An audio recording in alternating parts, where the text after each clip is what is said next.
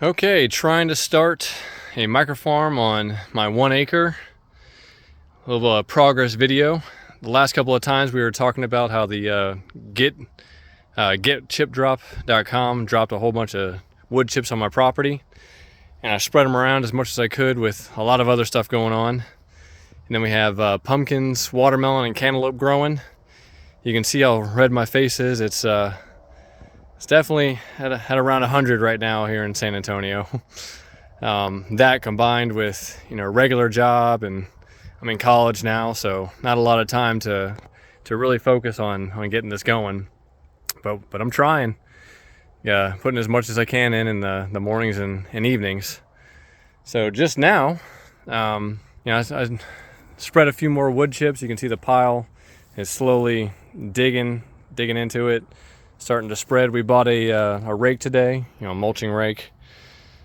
I actually prioritized getting these sand Burrs, those big stickers that can pop a tire. You can see the sporadic dispersal. That's where all the stickers were. And then after I finished those, which were closest to the house, I just came towards the house and started going from the house outward. And we're going to keep spreading, keep getting that pile all over this area. Built a little shelf. There's a bunch of kitties. All right, you can see the pole right there. My drill died, so I gotta wait till that's charged back up so I can put some screws and anchor that a little better. But we got some kitties that are feeding, and we don't want the raccoons to get to the feed, so we put a shelf up, and hopefully that'll deter the raccoons and the cats will be able to jump up there. So let's take a walk.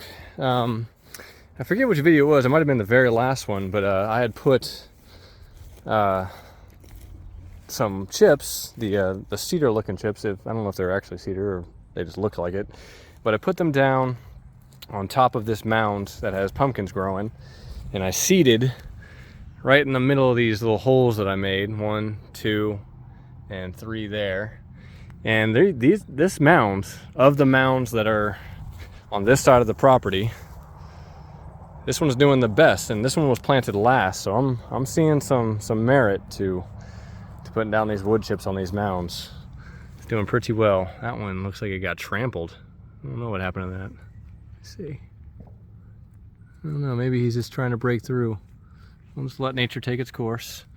But that one's doing well, and that one's popping up.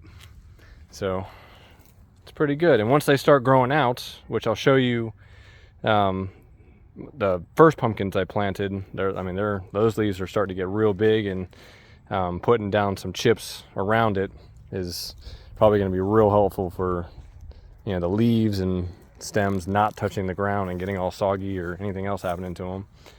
Another pumpkin mound. Looks like just one made it out of that one. What I did, I believe it was yesterday, I came to this one, which looks like it got trampled by something. I don't know if it was my dogs or some other animal.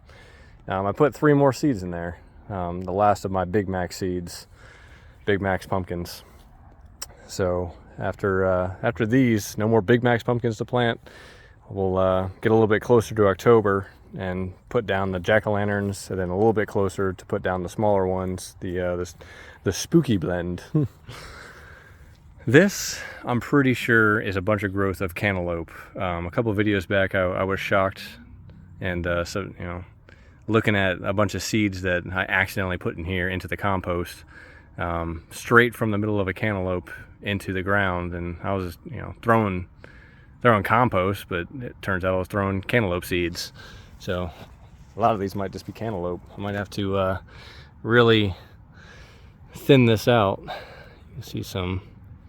Should probably put my gloves on. It's doing pretty well though. I'm gonna put one glove on as we walk here. Walk to the back half of the property. This is another thing that I'm thinking about doing. See this cardboard? That used to be, full, healthy cardboard that I could have used for a box. And within, maybe a month, this thing has degraded that far. And I've heard that you can put cardboard down under wood chips, and that makes it even better for killing. Man, look at these. Look at these sand Burrs. See if I can focus.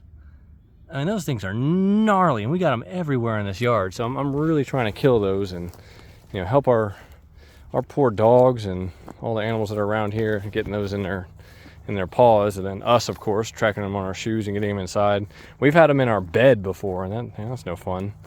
So let me just set this down for a second. And we're back. Here's the pumpkins, the pumpkin leaves that I was talking about earlier that are doing really well. You can see the wood chips all around them. Just, you know, once a day, I'm coming out and just bringing a spade and shovel full of chips out here. That started yesterday, just to, you know, keep putting them around, because these things are going to start growing way outward, spread really far apart. So I've been told. Again, very new at this. I've never done this before. So seems to be doing well so far. The chips on top really do well. I mean, you can see the rest of the mounds here. I might bring some wood chips back here now that these things are growing really well. There's some watermelon popping up. Another watermelon, the same mound. I mean, those wood chips being on top to really, you know, retain the water in the soil that the stuff is growing, seems to be helping a lot.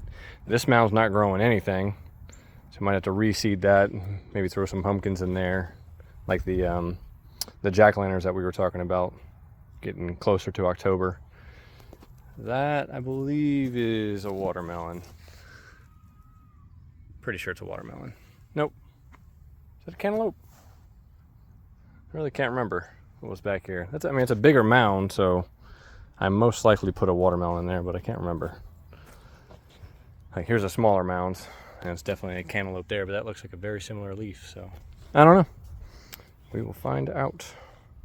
Still some beans growing, because those beans that I just, you know, threw into the compost made it into the soil when I was making these mounds and putting compost into the mound as I was mixing them up. I've been told that these sunflowers and these are cucumber leaf sunflowers, these sunflowers being so close to what you're planting is not actually good.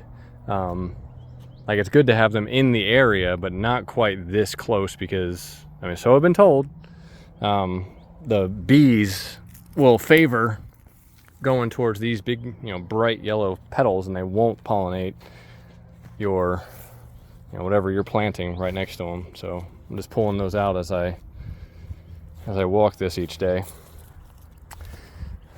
We're watering after dinner. That's just the, you know, kind of general rule. Just dinner, hang out for a second, then come out here when the sun's a little bit less intense. And I'll water this whole area. This definitely needs to get chopped up a little bit. That's just, you know, some soil that I got, and I think it was organic vegetable matter and dirt. I just mix it in with the regular soil that I have, and then I just throw whatever compost I have laying around into there. And I'm really excited about these pumpkins. It's going to be so cool.